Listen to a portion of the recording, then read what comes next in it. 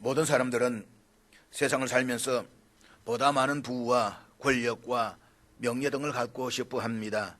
누구보다 한번 잘 살아보고 싶은 것은 인간 내면에 존재하고 있는 보편적인 욕망입니다. 그것을 이루기 위해서 우리는 부단하게 끊임없이 노력합니다. 이러한 인간들의 욕망에 부응해서 등장한 것이 소위 번영신학입니다. 번영신학은 하나님의 백성이 적극적인 신앙을 가지고 하나님께 순종하면 영적으로만 아니라 물질적으로도 축복하신다는 것을 강조하는 신학입니다. 다시 말해서 번영신학은 재정적인 축복이나 물질적 풍성함이 항상 하나님의 뜻이다라고 믿으면서 물질적인 부의 증가가 곧 그 사람의 신앙을 증거한다라고 가르칩니다. 결론적으로 말씀을 드리면 이 번영신학은 결코 복음적이지도 않고 성경적이지도 않습니다. 물론 성경에서는 물질적인 복을 구하는 것을 자체를 금하고 있지는 않습니다. 오히려 성경에 보면 자녀와 땅을 비롯한 복에 대한 약속들이 많이 있습니다. 하나님께서 아브라함을 부르실 때에 약속하신 것이 복이었습니다. 내가 네게 복을 주어 내 이름을 장대하게 하리니 너는 복이 될지라. 야곱이 야복 강가에서 밤이 새도록 천사와 씨름하면서 구했던 것도 복이었습니다. 그런가 하면 신명기 28장에는 우리가 그토록 좋아하는 복에 대한 약속들로 가득합니다. 솔직히 예수를 믿으면 건강해지고 복을 받아서 잘 살게 된다는데 싫어할 사람이 어디에 있겠습니까? 문제는 예수를 믿으면 반드시 잘 살게 되고 반드시 건강하게 되고 반드시 잘 된다는 물질적인 번영만을 외치는 데 있다는 것입니다. 번영신학은 크게 두 가지 점에서 심각한 문제가 있습니다. 하나는 하나님에 대한 거릇된 신관입니다. 번영신학은 하나님을 뜨겁게 잘 믿으면 그분으로 하여금 항상 축복하게 할 수 있다라고 하는 것이 그 핵심입니다. 이러한 생각은 하나님은 인간의 어떠한 노력이나 열심에 의해서 조종되시는 분으로 인식을 하게 만듭니다. 그런데 하나님이 그런 분이시라면 이미 하나님이 아니십니다. 즉 우리의 일을 위한 수단 내지는 도구로 전락시킴으로써 하나님을 또 다른 거짓 우상으로 만들어 버리는 것이 됩니다. 그래서 하나님도 인간들의 욕망에 의해서 만들어진 수많은 우상들 가운데 하나일 뿐 결코 전능하신 하나님일 수는 없다는 것입니다. 번영신학의 또 다른 문제는 부에 대한 성경적 청지기 정신을 말살시켜 버립니다. 물론 성경에서도 번영을 이야기합니다. 하나님께서도 아담과 하와를 만드시고 그들에게 복을 주시며 생육하고 번성하여 땅에 충만하라 라고 말씀을 하셨습니다. 그러나 성경은 자신들의 부를 하나님의 영광과 가난하고 약한 이웃들의 고통을 돕기 위해서 사용해야 할 청지기적 책임을 강조합니다. 그래서 그리스도인들에게 주어진 부나 명예 등은 사회에서 나눔의 기회를 제공하는 것을 의미합니다. 즉 그리스도인들은 이 땅에서 잘됨을 통해서 하나님을 영화롭게 하고 이웃들을 사랑으로 섬겨야만 합니다. 그렇지만 번영신학은 그와 같은 나눔에 대한 청지기적 정신을 외면한 채 개개인의 번영에만 초점이 맞추어져 있음으로 해서 이웃의 어려움을 방관하는 경향들이 있습니다. 이러한 번영신학은 성경적인 가르침과는 전혀 관계가 없는 잘못된 것입니다.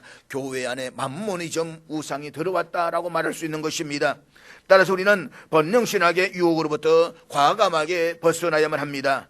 그럼에도 불구하고 오늘의 한국교회는 강단에는 번영신학에 익숙한 메시지가 선포되고 교인들도 그런 물질적인 복과 관련된 메시지에 적극적으로 반응합니다. 그렇지만 여러분, 예수님께서는 우리를 세상에서 번영하라고 부르신 것이 아니라 십자가를 지시라고 부르신 것을 기억하셔야만 합니다. 그리고 참된 신앙이란 예수를 믿으면 건강해지고 부유해진다는 데 있는 것이 아니라 어떤 형편에서도 자족하며 감사할 줄 아는 것입니다. 비록 가난하게 살아도 그리스도의 신실한 제자로서 십자가를 지고 주님을 따라가는 것이 성숙한 성도의 삶인 것입니다. 그런데 번영신학에 길들여진 사람은 이러한 것을 받아들일 수가 없습니다. 그들은 십자가는 외면하고 영광만을 추구하려고 합니다. 그들은 신앙생활을 뜨겁게 하고 열심히 살아도 여전히 가난하거나 질병에 걸린 성도들을 향해서 하나님이 저주하는 사람들로 정죄하는 경향들이 있습니다. 그래서 가난은 저주다 라고 하는 이상한 말까지 하고 있습니다. 그러나 여러분, 성경은 결코 그렇게 가르치고 있지 않습니다. 만약 저들의 말처럼 가난이 하나님의 저주라고 말한다면 이 땅에서 머리를 뚫을 곳도 없이 가난하게 사셨던 예수님은 하나님의 저주를 받은 것입니까? 일평생 복음을 전하며 가난히 살았던 주님의 제자들도 하나님의 저주를 받은 것일까요? 그렇지 않습니다. 가난은 삶에서 조금 불편할 뿐이지 결코 하나님의 저주가 아닙니다. 문제는 오늘 대부분의 교회와 그리스도인들은 번영신학의 영향을 받아서 더 크고 더 화려한 외형 중심의 성공과 성장을 추구하고 있다는 것입니다. 그래서 많은 사람들은 흔히 평안과 건강, 장수와 풍요로움을 포함하여서 현실의 삶에서 누릴 수 있는 축복들의 있고 없음을 가지고 하나님과 관계에 대한 신앙적 기준으로 삼는 경향들이 있습니다. 그래서 이러한 것들을 많이 누릴수록 하나님께서 우리들의 믿음과 삶을 인정하는 것으로 생각합니다. 반면에 그렇지 않고 가난하거나 중한 병에 걸리면 하나님께서 무언가에 대해서 우리를 징계하고 계신다라고 생각을 합니다.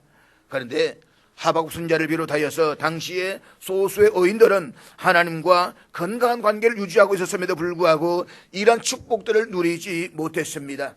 오히려 그들은 믿음을 지키고 의롭게 살려는 이유 때문에 역경과 극한의 가난에 시달려야만 했습니다. 심지어 사악한 사람들로 사이여서 생명의 위협까지 당하기도 했습니다. 정치인들과 권력자들은 힘없는 백성들의 재산을 찬탈하고 같은 동족을 노예로 삼고 생명을 유린했습니다. 당시 유다의 사회는 정의와 공의가 사라지고 불의와 불법이 성행했습니다. 일찍 하나님께서 모든 민족과 나라들에게 복을 주시기 위해서 선택했던 제사장 나라로서의 존재적 의의는 상실된 지 오래되었습니다. 그러면 하박국 선지자는 그와 같은 불의한 세상을 보면서 좌절하거나 하나님을 부인했습니까? 아닙니다. 그는 결코 좌절하지 않았습니다. 혼란과 갈등에 휩싸인 그는 오히려 그 문제들을 가지고 하나님께 나아가 진솔하게 의문을 제기했습니다. 그는 하나님의 거룩한 성품에서 흠집을 찾아낸 의도를 가지고 질문을 던지는 비평가가 아니라 자신이 믿고 있었던 하나님에 대한 이해와 그의 상반되는 현실에 빚어내는 갈등을 놓고 하나님의 설명을 듣고자 했다는 것입니다. 하박국서는 하나님의 섭리하심에 대해 두 가지 의문을 제기합니다. 첫째는 유다 사회에서 일어난 온갖 불의와 불법을 바라보면서 하나님께 묻습니다. 공의로우신 하나님께서는 왜 하나님의 백성들이 악하게 살아가는 것을 허용하셔서 의롭게 살고자 하는 백성들이 이렇게 고통을 당하게 만드십니까? 불법과 불의가 판을 치는 현실 앞에서 왜 가만히 침묵하십니까? 하박국 선지자의 질문 하나님께 대답하십니다. 좋다, 내가 전쟁에 능한 바벨론 군인들을 하여금 유다 백성들을 심판하게 하겠다. 하나님께로부터 이러한 대답을 듣게 된 하박국은 논리적으로 도저히 이해할 수가 없었습니다. 왜냐하면 아무리 유다 백성들이 하나님 앞에 불순종하고 살았어도 그래도 그들이 이방신들을 섬기는 바벨론 사람들보다는 도덕적으로나 신앙적으로 훨씬 더 낫다라고 생각했기 때문입니다. 그는 잔인하고 자기 힘을 맹신하여서 우상화하는 바벨론이라는 악한 나라가 하나님이 택한 백성인 유다를 유린한 것이 도무지 이해가 되지 않았습니다. 그래서 바벨론을 통해서 유다를 심판하시겠다는 하나님의 음성을 듣고 너무 놀라고 황당해서 두 번째 질문을 합니다. 아니 하나님, 그게 무슨 말씀이십니까? 어찌 유다 백성들보다 더 악한 바벨론 사람들을 통해서 유다 백성들을 심판하시겠다고 하십니까? 도무지 이해가 되지 않습니다. 왜 불신자들을 들어서 우리를 부끄럽게 하십니까? 역사를 어떻게 그런 방식으로 이끌어 가십니까? 하박국 선지자는 도저히 이해할 수 없는 하나님의 섭리하심에 의해서 화가 났습니다. 그래서 대담하게 하나님께 문제를 제기했습니다. 그렇지만 그는 스스로 해답을 내리려고 하지 않았습니다. 그는 화가 나서 하나님께 항의를 하고 따지면서도 하나님이 어떤 분이신가를 묵상하기 시작합니다. 그 알고 있었던 하나님은 거룩하시고 영원하시며 약속을 반드시 이행하시고 지키시는 전능하신 하나님이셨습니다. 이 사실을 깨닫는 순간 그는 이렇게 고백합니다. 우리가 사망에 이르지 아니하리이다. 지금 유다는 바벨론에 의해서 멸망당하기 직전입니다. 아니, 결국 그들은 남포하고자 하는 바벨론에 의해서 예루살렘 성전이 무너지고 나라가 망했습니다. 수많은 백성들은 사슬에 묶인 채 바벨론으로 끌려가야만 했습니다. 그렇게 된 것은 그들이 하나님을 전심으로 섬기지 않고 범죄하고 타락하여서 우상을 섬겼기 때문입니다. 그래야 하나님은 바벨론을 심판의 도구로 사용하셨습니다. 그렇지만 하박국 선지자는 하나님 어떤 분이신가를 묵상하는 가운데 하나님께서 유다를 아주 망하게 하지 않으신다는 확신을 얻었습니다. 범죄한 유다를 잠시 연단한 후에 다시 그 남은 자들을 통해서 회복하실 것을 믿었습니다. 그렇습니다. 때로 이해하기 어려운 힘든 일이 생기면 입술을 벌려서 하나님을 원망하는 일부터 하지 말고 내가 믿는 그 하나님이 어떤 분이신가를 깊이 묵상해 보십시오. 그러면 지금 당장은 하나님의 섭리하심이 이해가 되지 않을지라도 합력의 선을 이루실 하나님을 바라보게 될 것입니다. 신실하고 전능하신 여호와 하나님은 그의 백성들이 잠시 넘어질지라도 아주 넘어지게 놔두시지 않습니다. 잠시 환난과 어려움을 당할지라도 아주 내버려 두지 아니하십니다. 반드시 지키시고 회복시켜 주셔서 만민들 앞에 우뚝 세워주십니다. 그런데 하박국 선지자의 이해할 수 없는 질문에 대한 하나님의 응답은 즉각적이지 않았습니다. 우리가 그렇습니다. 우리가 기도를 해도 내 마음속에 품고 있는 의문들이 여전히 풀리지 않는 경우들이 얼마든지 있을 수가 있습니다. 기도해도 여전히 답답합니다. 하나님께 질문을 던져도 대답이 없습니다. 여전히 삶은 수수께끼이고 나를 둘러싸고 있는 모든 환경이 답답하기만 하고 문제를 파악할 수가 없습니다. 그럴 때 우리는 어떻게 해야 할까요? 우리는 하박국 선지자가 보여준 모습에서 이 물음에 대한 대답을 찾을 수가 있습니다. 하박국 선지자는 자신이 직면하고 있는 어려운 문제에 대해 하나님께 제기하고 난 후에 자신이 해야 할 일이 무엇인가를 알고 있었습니다. 그렇다면 오늘 본문의 하박국을 통해서 하나님의 응답을 기다린 우리의 자세는 어떠해야만 할까요? 첫째로 문제를 하나님께 온전히 맡기셔야만 합니다. 본문 1절 말씀인데 우리 1절 다 같이 읽도록 하겠습니다. 내가 내 파수하는 곳에 서며 성 위에 서리라. 그가 내게 무엇이라 말씀하실는지 기다리고 바라보며 나의 질문에 대해 어떻게 대답하실는지 보리라 하였더니, 하나님의 섭리하심에 대해 강렬하게 의문을 제기했던 하박국 선지자는 본문에서 이렇게 말합니다. 내가 내 파수하는 곳에 서며 성 위에 서리라. 여기서 파수하는 곳은 문자적으로 성의 높은 곳에 있는 망루로 성곽 외부의 동태나 특별히 적군의 침입 여부를 경계하기 위해서 세워진 파수대를 가리킵니다. 일반적으로 파수대에 있는 사람은 외부로 오는 소식을 가장 먼저 전해 듣는 사람입니다. 따라서 선지자인 하박국이 성의 높은 곳인 파수대에 서겠다라고 하는 것은 하나님의 응답을 조금이라도 빨리 받기를 원하는 간절함을 나타내는 표현이다라고 말할 수가 있습니다. 이어지는 성 위에 서리라는 표현은 파수대와 동일한 의미를 지니고 있는 표현입니다. 즉 하박국은 내가 파수하는 곳에 설 것이라는 내용과 내가 성 위에 설 것이다 라는 내용을 반복하면서 그동안 이해가 되지 않고 풀리지 않았던 문제에 대한 하나님으로부터의 간절한 기대를 보여주고 있는 것입니다. 무엇보다 하박국 선지자가 파수대와 성 위에 선다는 표현은 우리 자신이 문제로부터 벗어나야 한다라는 뜻이기도 합니다. 파수꾼은 사람들이 모여있는 평야지대보다 훨씬 높은 곳에서 지상의 모든 일들을 한눈에 내려다볼 수가 있습니다.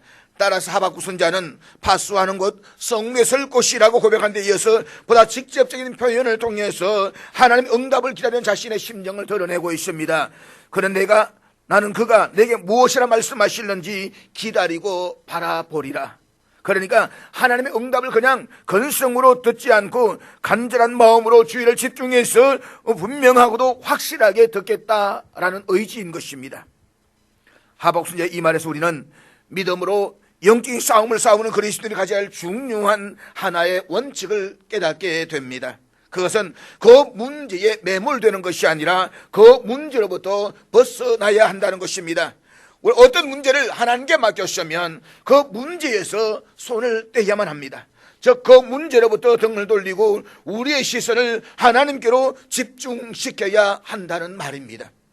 그렇지만 솔직히 우리는 이런 원리를 무시하는 경우가 얼마나 많이 있습니까?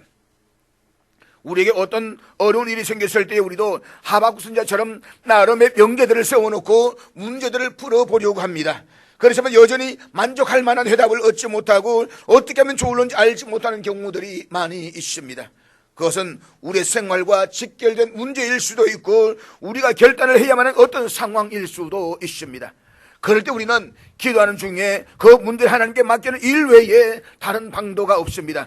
그래서 우리는 우리를 괴롭히는 이 문제를 해결해 달라고 하나님께 매달립니다. 하나님, 제게는 이 어려운 문제를 해결할 능력이 없고 이 문제를 이해할 수도 없습니다. 그러니 하나님께서 이 문제를 해결해 주십시오. 우리가 그렇게 기도를 했다면 문제를 하나님께 온전히 맡기고 그 문제로부터 벗어나야만 합니다. 하나님께 맡긴다라고 하는 것은 과정과 결과 모두를 하나님의 뜻에 전적으로 위임했다는 뜻입니다. 그렇지만 우리는 기도를 마치는 순간 다시 그 문제를 가지고 걱정하기 시작합니다. 여전히 그 문제 늪에서 허덕이고 있습니다. 만약에 여러분이 지금 그렇게 하고 있다고 한다면 여러분은 하나님께 기도를 드린 것이 아닙니다. 문제를 하나님께 맡겼다라고 한다면 하나님 마음대로 그 문제를 처리하시도록 내버려 두십시오.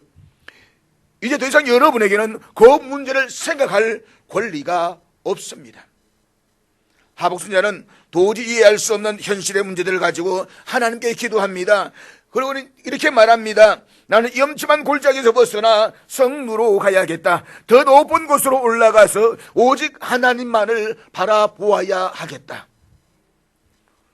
사랑하는 여러분, 이것이 혼돈과 어지러운 세상 속에서 성숙한 그리스도인들이 삶을 살아가는데 가장 중요한 비밀 가운데 하나입니다. 문제를 하나님께 맡겼다라고 하면서도 계속해서 그 문제를 안고 고민하고 있다라고 한다면 여러분은 진정한 마음으로 기도를 드린 것이 아닙니다. 여러분은 일단 하나님께 무릎을 꿇고 기도했으면 그 문제를 하나님의 처분에 맡기십시오. 그 문제 때문에 고민하거나 그 문제를 가지고 다른 사람과 상담하지도 마십시오. 이미 하나님께 맡긴 문제를 가지고 사람들과 토론하지 말라는 말입니다. 그 문제를 하나님의 처분에 맡기고 여러분은 여러분의 성루로 올라가십시오. 물론 그렇게 하기가 결코 쉽지는 않을 것입니다. 그래도 우리는 의도적으로라도 그렇게 해야만 합니다. 어려운 문제에 빠져서 전전긍긍하지 말고 그 문제로부터 빠져나와야 합니다. 나는 내 파수하는 곳에 서며 내 성루에 설 것이다. 하박국은 문제를 보기는 했지만 그 문제를 이해하지는 못했습니다. 그건 하나님께서 왜 유다보다 훨씬 더 악하고 소름끼치는 바벨론을 택하여 당신의 목적을 이루시는 데 사용하시는지 깊은 뜻을 이해하지를 못했습니다. 그 문제를 하나님의 거룩하심과 약속의 신실하신 하나님의 성품과 어떻게 조화시켜야 하는지도 몰랐습니다. 그래도 그는 그 문제를 하나님께 맡길 줄 알았고 실제로 그렇게 했습니다. 그러한 후에 그는 어려운 그 문제를 바라보지 않고 하나님만을 바라보았습니다. 그렇게 하면서 그는 영적인 평안을 누릴 수가 있었던 것입니다. 사도 바울도 빌립보 교인들에게 권면합니다. 아무것도 염려하지 말라. 그렇습니다. 어떤 문제가 닥치더라도 결코 염려하거나 근심함으로써 자신을 괴롭히지 마십시오. 근심과 걱정은 여러분을 영적 장애인으로 만들 뿐만 아니라 여러분의 몸도 망치게 합니다. 그러므로 결코 염려하지 말고 모든 일에 기도와 간구로 여러분의 구할 것을 감사함으로 하나님께 아뢰십시오. 그리하면 모든 지각에 뛰어난 하나님의 평강이 그리스도 예수 안에서 여러분의 마음과 생각을 지켜주실 것입니다. 그러기 위해서 먼저 여러분의 성루로 올라가서 하나님만을 바라보십시오. 여러분의 성루가 교회일 수도 있고 여러분이 기도드리는 골방일 수도 있습니다. 둘째로 하나님의 응답을 기다리셔야만 합니다. 우리는 하나님께 기도를 드리고 후에 기도했던 사실을 까맣게 잊어버리고 있다가 하나님의 응답을 놓치는 경우들이 있습니다. 그렇지만 우리는 기도를 드려난 후에는 그 기도의 응답을 기다려야만 합니다.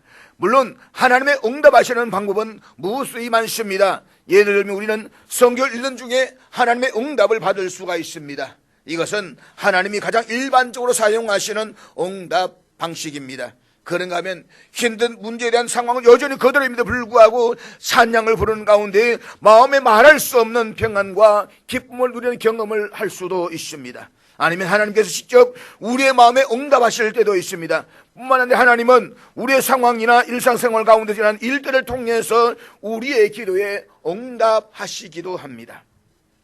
오늘 본문의 사박순자는 이렇게 말합니다. 나의 질문에 대하여 어떻게 대답하실는지 보리라. 그러니까 성무에 서서 자신의 질문에 대한 하나님의 응답을 기다리겠다는 것입니다. 그렇습니다. 우리는 단지 하나님께 기도하고 우리 어려운 문제를 아뢰며 우리의 짐을 하나님께 맡기는 것만으로 충분하지 않습니다. 우리는 거기에 한 걸음 더 나아가서 하나님의 응답을 기다려야만 합니다. 사랑하는 여러분, 신앙생활에서 가장 기본적인 자세는 기다림입니다. 신앙은 달리 말하면 기다림이라고 말할 수가 있습니다. 기도한 사람의 신앙은 기도의 응답에 대한 기다림이라고 말할 수가 있고, 하나님의 약속을 받은 사람에게 있어서 신앙은 하나님의 약속의 실현에 대한 기다림이라고 말할 수가 있습니다. 뿐만 아니라 사명을 부여받은 자에게는 그 사명을 다 이루기까지 충성하고 헌신을 완수하는 기다림이 절대로 필요합니다. 한마디로 우리의 신앙은 모두 기다림과 관련된 것이라고 할 수가 있습니다. 물론 무조건 막연하게 무엇을 기다리는 것이 아닙니다. 신앙은 하나님의 약속에 대한 기대와 소망을 가지고 하나님을 바라보는 것이요, 응답이 이루어질 때까지 참고 기다리는 것입니다. 농부는 가을의 수확을 기대하면서 봄에 씨를 뿌립니다. 그리고 가을이 이르기까지 수고하며 참고 기다립니다. 우리의 신앙도 마찬가지입니다. 하나님의 약속과 기도, 사명에 대한 성취와 응답, 완성이 도래하기까지 수고와 인내 가운데 기다리는 것이 바로 신앙입니다. 그러므로 여러분만의 밭수에, 여러분만의 성무에 올라가서 하나님의 약속과 여러 기도에 대한 하나님의 응답, 그리고 여러분을 맡겨준 사명의 성취를 위해서 충성과 헌신을 다하면서 기다리시기를 주의 이름으로 축복합니다. 잊지 마십시오. 하나님께 문제를 맡기셨다면 하나님의 응답을 기다리셔야만 합니다. 셋째로, 늘 하나님의 응답을 살피면서 기다리셔야만 합니다. 살핀다는 것, 이게 참 중요합니다. 도무지 이해할 수 없는 문제를 가지고 하나님이 질문했던 하박순자는 파수하는 곳 성무에 서서 내게 무엇이라 말씀하실는지, 어떻게 대답하실는지 보리라고 했습니다. 그러니까 하박순자는 자신이 듣고 싶어하는 그 대답을 기다리지 않았습니다. 그건 하나님께서 자신이 이해할 수 있도록 설명해 주시기를 바랐습니다. 그는 질문한 마음으로, 전실한 마음으로 하나님의 응답을 집중해서 확실하게 듣고자 했습니다. 그렇습니다. 자기 성문에 올라간 하박순자처럼 우리도 열심히 오래 참으면서 살펴야만 합니다. 우리 하나님께서 당신이 하신 말씀에 언제나 신실하시며 결코 헛된 약속을 하지 않으신다는 사실을 믿어야만 합니다. 그런데 하나님께 기도를 했음에도 불구하고 그분의 응답을 기다리지 않는 것은 하나님을 모욕하는 행위입니다. 생각해 보십시오. 여러분의 자녀들이 여러분에게 무엇인가를 구하였다면 그 자녀들은 부모에 대한 답변을 드려야만 합니다. 그런데 구했음에도 불구하고 그에 대한 부모의 답변을 드리고 하지 않고 딴짓을 한다면 여러분은 자녀들에게서 모욕을 느끼게 될 것입니다. 하나님도 마찬가지입니다. 하나님께서는 우리가 당신께 기도하고 응답을 기다리지 않으면 그것을 모욕으로 느끼실 것입니다. 그리고 그러한 행동은 결국 자신의 믿음이 부족하다는 것을 보여주는 것입니다. 그러므로 기도한 자에게 있어서 응답을 기다리는 것은 가장 기본적인 자세입니다. 그런데 기도한 자에게는 응답에 대한 기다림만큼이나 중요한 것이 있습니다. 그것은 그냥 막연하게 기다리는 것이 아니라 하나님께서 어느 때에 어떻게 응답하실 것인지를 집중해서 살피는 것입니다. 왜냐하면 우리의 기도에 대한 하나님의 응답은 우리가 생각했던 것과는 전혀 다를 수가 있기 때문입니다. 사실 많은 사람들은 자신의 때에 자신이 원하는 응답을 받고 싶어 합니다. 그렇지만 하나님은 하나님의 때에 하나님이 원하시는 방법으로 응답을 하기를 원하십니다. 그것은 우리보다 우리를 훨씬 더 잘 아시는 분이시기 때문입니다. 하나님은 우리의 머리카락 하나까지도 헤아리시는 우리의 아버지이십니다. 그렇기 때문에 우리의 건강과 행복을 우리보다 더 염려하시고 바라십니다. 그러므로 우리가 하나님께 기도를 했다면 기도하는 데 거치지 말고 하나님의 응답을 기다리셔야만 합니다. 기다리되 어느 때에 어떤 방법으로 응답하시는지를 살피면서 기다려야만 합니다. 사랑하는 여러분, 약속에 신실하신 여호와 하나님은 당신께 기도하는 자에게 응답하십니다. 그렇지만 기도하는 자의 기도와 항상 일치하도록 응답하시는 것은 아니라는 사실을 기억하셔야만 합니다. 사람들에게는 하나님께 기도할 뿐만 아니라 하나님이 응답하시는 것에 대해서 그 응답의 시기와 방향까지 결정하고 기도하는 사람들이 많이 있습니다. 하나님 이때 주셔야만 합니다. 반드시 이것을 주셔야 합니다 라고 자신의 방법과 자신의 때를 정해서 요구할 때가 있습니다. 다시 말해 하나님께서 자신의 뜻대로 응답하여 주시기를 바라는 것입니다. 이것은 마치 하나님을 아라비안 나이트에 나오는 요술 램프 요정처럼 취급하는 것과 다를 바가 하나도 없습니다. 이런 자세는 결코 바른 기도의 자세가 아닙니다. 우리는 하나님께 소원을 아뢰을 수가 있습니다. 문제를 가지고 하나님께 나아가 도움을 요청할 수가 있습니다. 아니, 우리 마땅히 그렇게 해야만 합니다. 왜냐하면 그것이 우리를 향하신 하나님 아버지의 뜻이기 때문입니다. 그렇지만 우리에게는 응답의 방향까지 결정할 수 있는 권리는 없습니다. 응답의 방향을 결정하는 것은 절대자여 주권자이신 하나님의 권리입니다.